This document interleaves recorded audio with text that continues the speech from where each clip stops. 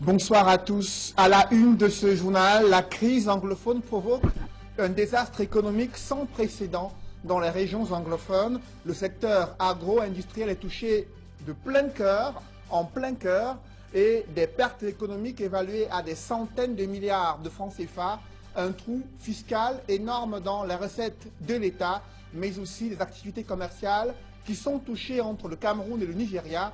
Vous suivrez dans ce journal l'évaluation du GICAM, les plaintes des commerçants installés à Douala, mais aussi la réalité de ces populations dans les régions du nord-ouest et du sud-ouest. Les évêques du Cameroun qui mettent la pression sur le gouvernement pour plus de transparence lors du scrutin présidentiel prévu le 7 octobre prochain. L'archevêque métropolitain de Douala, président de la conférence épiscopale, a révélé ce jour les différentes stratégies que l'Église catholique compte mettre en place pour garantir la transparence durant l'élection présidentielle prévue le 7 octobre 2018. On en parle dans ce journal.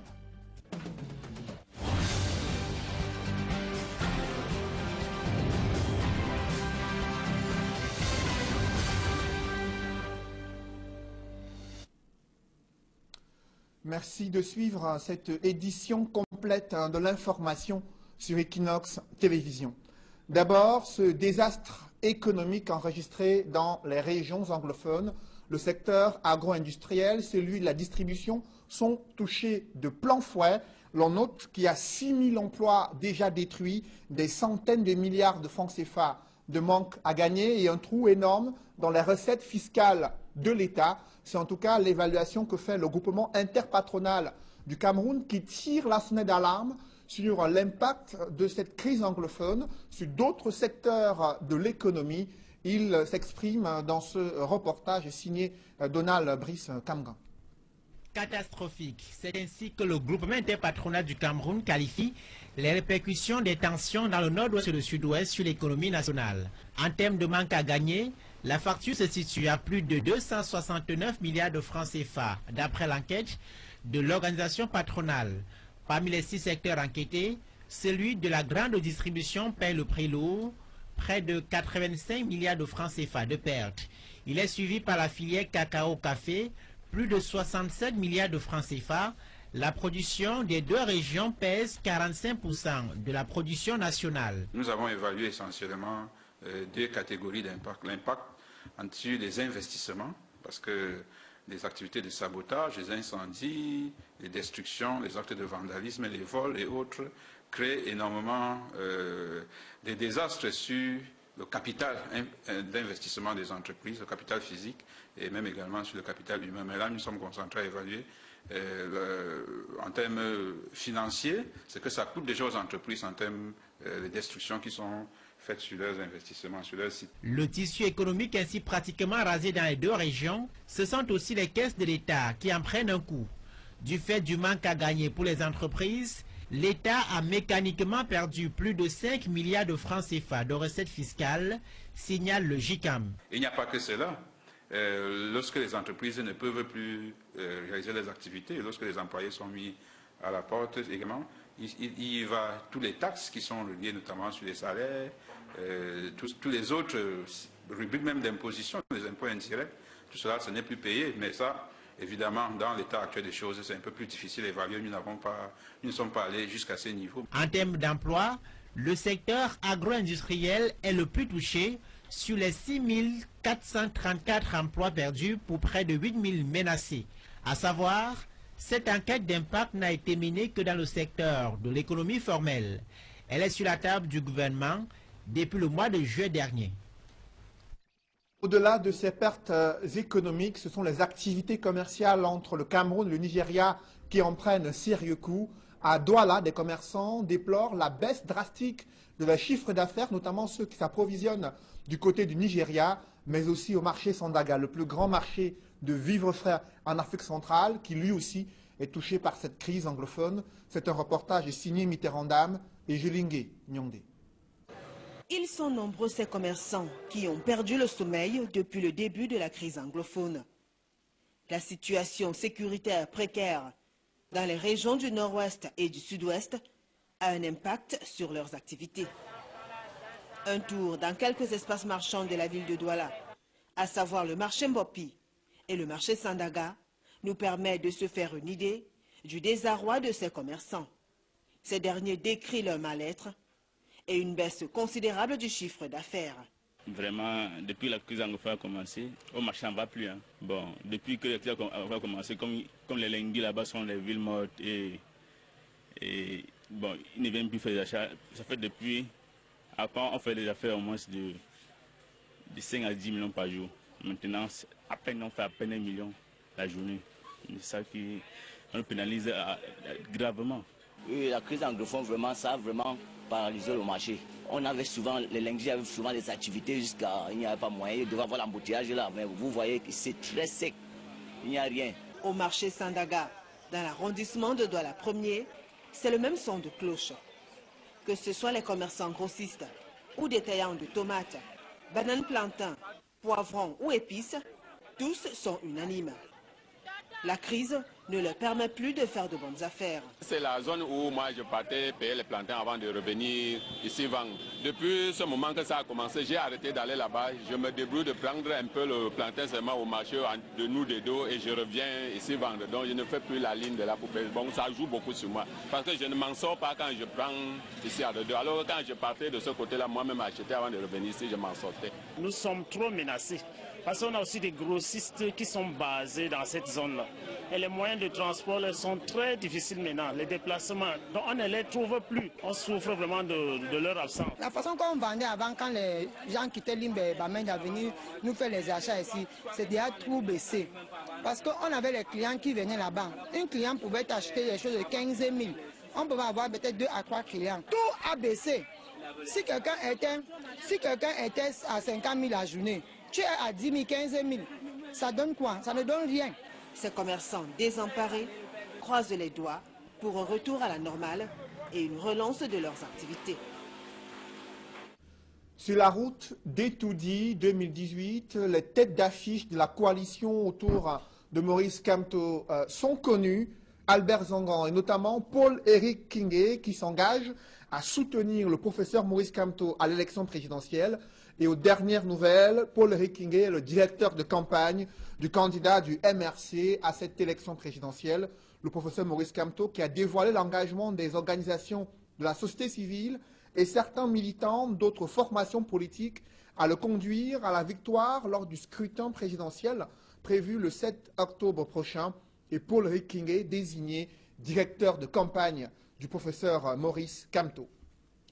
Et à quelques semaines de cette élection présidentielle, le gouvernement est appelé à garantir un scrutin libre, transparent. Également, les Camerounais sont appelés à voter en leur âme et conscience. C'est en tout cas la recommandation de l'archevêque métropolitain de Douala, président de la conférence épiscopale. Il était face à la presse à Douala. Des précisions avec Jean-Paul Chouniat. À moins d'une vingtaine de jours de la présidentielle du 7 octobre, les prélats camerounais appellent les électeurs à voter en toute âme et conscience pour le candidat présentant une meilleure offre politique. Notre but n'est pas de désigner ou de dire voilà tel candidat, voilà tel candidat. Nous donnons les critères aux électeurs. C'est à eux, à partir de là, de choisir leur candidat. Dans leur lettre pastorale du 24 août dernier, les évêques du Cameroun dressent le profil type du candidat providentiel, à même de porter l'espoir et le rêve d'un changement. Nous proposons ces critères, entre autres, pour élire les candidats, des candidats capables de faire face à la crise socio-économique-politique que traverse notre pays. Des candidats décidés à donner confiance, tous aussi bien à notre peuple qu'à la communauté internationale en promouvant l'unité véritable. Par sa commission Justice et Paix, la conférence nationale épiscopale demande aux décideurs d'organiser une élection libre, transparente et sans fraude pour un résultat exprimant la volonté réelle d'un choix souverain du peuple. Du reste, Le candidat élu devra surtout être capable d'apporter des solutions concrètes à la lutte contre la corruption, les inégalités et injustices sociales, le chômage des jeunes, l'amélioration des politiques de santé, d'éducation et de justice. Autant d'éclairages qui devraient guider le choix des électeurs. Et au cours de cette conférence, le président de la conférence épiscopale s'est également exprimé sur la situation sécuritaire et sociopolitique dans les régions anglophones. Je vous propose à ce sujet d'écouter Monseigneur Samuel Klida. Il est temps que les efforts des Camerounais soient conjugués pour pouvoir trouver une solution à cette crise. Pour ma part, je n'arrive pas à comprendre que nous ne puissions pas, ou le gouvernement ne puisse pas entreprendre un dialogue avec tout le monde pour se mettre d'accord pour une solution acceptée par tous. Je crois que c'est dans ce sens-là. Ça, c'est ce que nous demandions, nous les évêques, depuis longtemps. Aller parler avec tout le monde, nous, en tant que Camerounais, nous asseoir et dialoguer, et la solution viendra de là. Dans le 3e arrondissement de Douala, des enfants éprouvent de sérieuses difficultés à accéder aux cours dans les écoles publiques situées principalement au lieu dit Mbanga Pongo, l'état dans lequel se trouvent les écoles primaires et maternelles rend laborieux le travail des enseignants et complique la vie de ces jeunes apprenants. Vous allez le découvrir, des conditions intenables d'apprentissage et de formation de ces jeunes Camerounais. C'est dans ce reportage de Xavier Foucault et Warren Zede. Ces activités menées presque sereinement par ces tout-petits et leurs enseignantes de l'école maternelle de Mbanga Pongo, créée par arrêté du 10 août 2018, cachent toutes les difficultés qu'ils rencontrent au quotidien sur le chemin de la quête du savoir. Nous n'avons pas de toilettes, les enfants ne peuvent pas jouer, ça c'est pas un endroit qui mérite les petits-enfants. Pour le moment, quand ils ont besoin de se mettre à l'aise, nous on utilise les pots. Et on vince derrière, comme vous voyez. C'est l'intérieur de ce lieu de commerce qui leur sert de lieu de fréquentation. Acquis par le concours des autorités traditionnelles du coin, ce site exigu ne peut véritablement contribuer au développement psychomoteur de ces tout-petits. Quand c'est les activités de motricité, on sort, comme nous avons une petite cour là, on égaye les enfants le matin, après quand on entre, on travaille aussi à l'intérieur.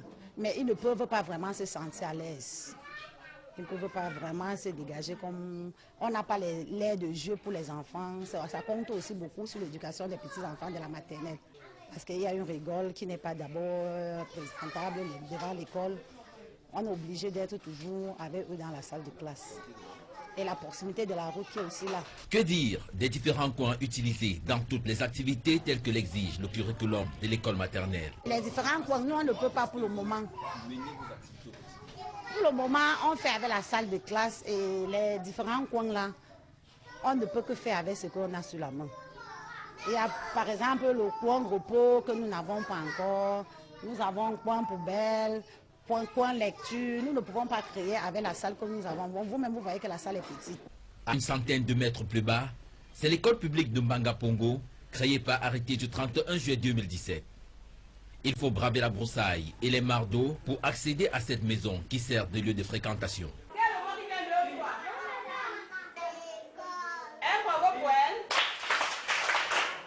Les difficultés rencontrées ici sont pratiquement identiques. Cette école a été créée en 2017. Il y a cette dame qui nous a vraiment été charitable, nous a offert sa maison qui abrite désormais l'école publique de Mbanga Pongo. Regardez devant vous, il y a de l'eau. Et c'est pour ces raisons que nous avons beaucoup de peine à évoluer. Et même la cour de récréation, il n'y a même pas. Les collègues et moi, nous faisons des efforts pour les maintenir, pour les contenir. L'absence de diverses commodités n'empêche pas les deux institutrices et le seul instituteur de cette école à se donner pour faciliter l'accès à la connaissance à ces élèves réunis dans des classes jumelées. Que dire du paquet minimum? Il n'y a pas encore de paquet minimum. Nous mettons la main dans nos poches même pour pouvoir commencer l'école en attendant l'arrivée du paquet minimum. Vous savez que de nos jours, l'État crée et laisse la latitude aux parents de s'exercer d'abord. Je me dis que c'est ce qui a été fait. Pour le moment, l'État n'a encore rien fait. La population est en train de faire des efforts pour pouvoir construire l'école. Là, on devait le faire. Un tour sur le site permet d'apercevoir à l'œuvre une partie de l'équipe du comité de développement du quartier Mbanga Pongo qui a décidé de prendre la situation en main.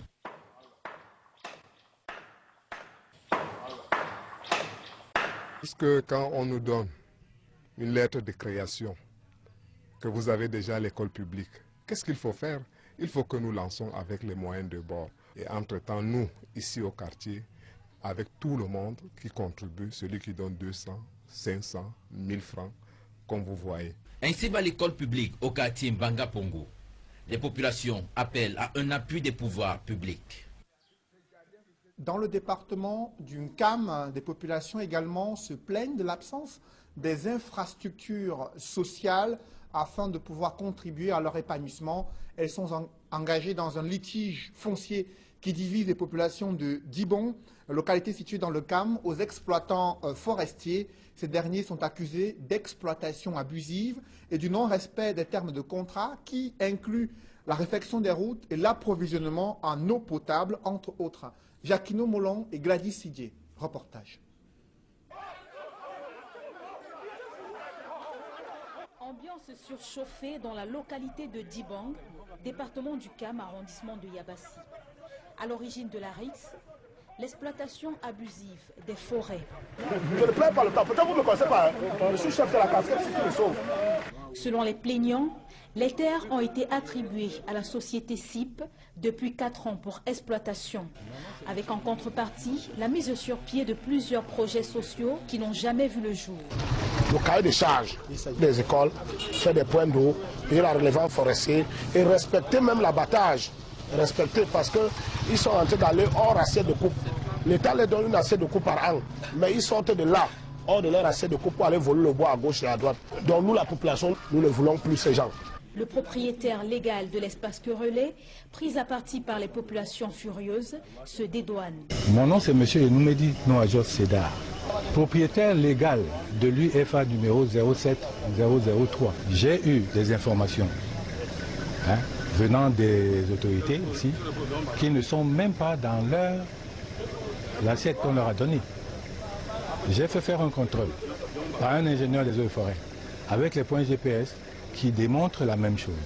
Donc les populations s'en prennent à moi en se disant que moi je gagne de l'argent. Je les ai sommés par voie d'huissier d'arrêter de travailler pour qu'on vienne faire l'état des lieux. Les exploitants forestiers de leur côté disent avoir régulièrement versé depuis 4 ans au sieur Enoumedi une somme conséquente telle que stipulée dans le contrat. Monsieur Enoumedi a signé un contrat de traitance avec les établissements SIP. Les deux parties ont convenu que la SIP devait verser 1000 francs le mètre cube de bois grume vendu.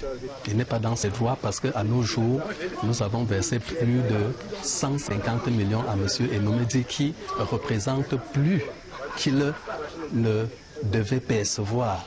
Nous avons déposé notre plainte au niveau du tribunal. L'affaire portée en justice, les populations de Dibong devront donc prendre leur mal en patience. C'est l'échec du plan d'urgence pour la construction des hôpitaux régionaux dans les capitales régionales du Cameroun. À Maroua, le projet de construction d'un hôpital régional piétine.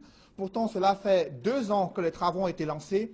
Aujourd'hui, 93% des délais impartis sont déjà consommés. Et à la surprise générale, l'entreprise prestataire sollicite 8 mois supplémentaires pour réaliser ce chantier. C'est le constat que font Amadou Daïrou et Flavian Valondongo dans ce reportage. Les travaux de construction de l'hôtel de référence de Maroua dans la région de l'extrême nord évoluent à pas de tortue. C'est un projet qui a démarré difficilement, notamment avec le sol que nous connaissons, qui est le Caral. Aujourd'hui, nous pouvons dire que cette phase difficile est terminée. Si la première phase est achevée, alors que le délai accordé à ces travaux est consommé à plus de 93%, L'on note que les pluies qui s'abattent dans cette partie du pays ont contribué à ralentir les travaux. Le patron de la santé publique au Cameroun, durant sa visite dans l'extrême nord, a instruit l'entrepreneur de recruter d'autres ouvriers pour faire avancer le chantier. Parce que 125 personnes, ce n'est pas suffisant pour un tel chantier. Il faut au moins 200 à 250. L'entreprise va mettre donc le paquet et faire à ce que cet hôpital qui est attendu par toutes les populations du nord, de l'extrême nord, puisse sortir. Les populations vont encore attendre, puisque l'entrepreneur, rattrapé par le temps, a demandé une rallonge de 8 mois dans le délai qui lui a été accordé pour un chantier évalué à 9 milliards de francs CFA. À la suite de cette visite de travail, André Mamafouda a procédé à la remise d'une pirogue à moteur au chef de centre de santé de Maga. L'appareil en question permettra de sillonner les coins difficiles d'accès inondés par les eaux afin de rester en alerte dans une localité voisine au Nigeria qui fait face à l'épidémie de choléra. Ce n'est pas fait pour aller à la pêche, c'est fait pour forcer les patients. Donc sur le plan sanitaire, la région compte 31 districts de santé. Les 30 sont fonctionnels à ce jour. La rencontre stratégique entre le personnel de santé et le ministre rentre dans le cadre des stratégies de surveillance avancées. La contrefaçon et la contrebande prennent de l'ampleur dans certaines localités du Cameroun. Les autorités qui ont fait détruire des produits périmés et contrefaits dans le département du Mbam et Kim. Des précisions dans ce reportage de Charles Melingui et Ike Cyril. C'est un véritable coup de filet que viennent de réussir les autorités de la ville de Ntui dans le département du Mbam et Kim. Un important stock de produits périmés, saisis et détruits, l'opération vise à assainir le marché et assurer la santé des populations. Il ne faudrait pas que les produits avariés soient destinés à la consommation des populations. Ce sont donc là des produits que nous avons trouvés en circulation sur le marché, qui ont été saisis et voués à la destruction dans le cadre de la commission que nous présidons. Les stocks détruits sont de divers ordres.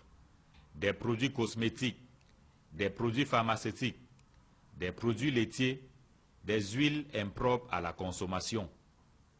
Quand ils ne sont pas issus de la contrefaçon, la date de péremption pour la plupart est largement dépassée. En somme, il s'agit d'un grand danger pour la santé des populations. Nous mettons hors d'usage les produits périmés parce qu'il faut protéger le consommateur.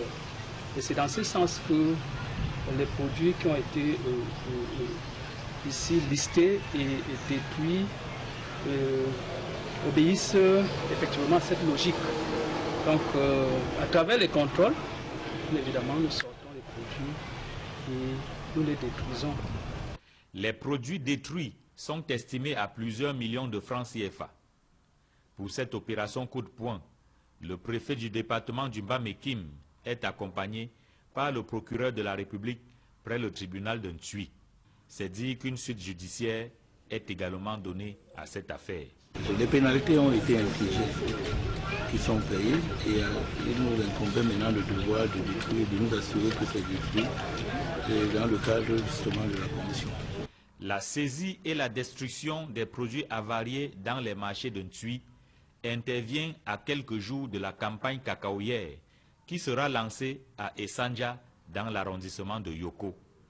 Le préfet du département du Mbam et Kim a présidé dans la salle des actes de la commune de Ntui une réunion préparatoire à ce lancement. L'ancien chancelier de l'université de Yaoundé 1, le professeur Joël Moulin, est décédé des suites de maladie à l'âge de 82 ans. Il était reconnu au sein de la communauté scientifique internationale pour ses travaux sur les applications mathématiques comme outil d'aide à la compréhension et l'interprétation des sciences sociales. Il a occupé plusieurs fonctions au sein de la haute administration publique au Cameroun. Mesdames, Messieurs, c'est la fin de ce journal. Merci de l'avoir suivi. Juste après cette édition de 20 h, retrouvez Serge Alain Autou et ses invités pour le débrief du journal sur le plateau d'Equinox Soir. Serge Alain. Cédric Nouffelé, Paul-Éric Kinguet, directeur de campagne de Maurice Kamto. après avoir été présenté comme tête d'affiche de la coalition structurée autour du candidat du MRC à l'élection présidentielle.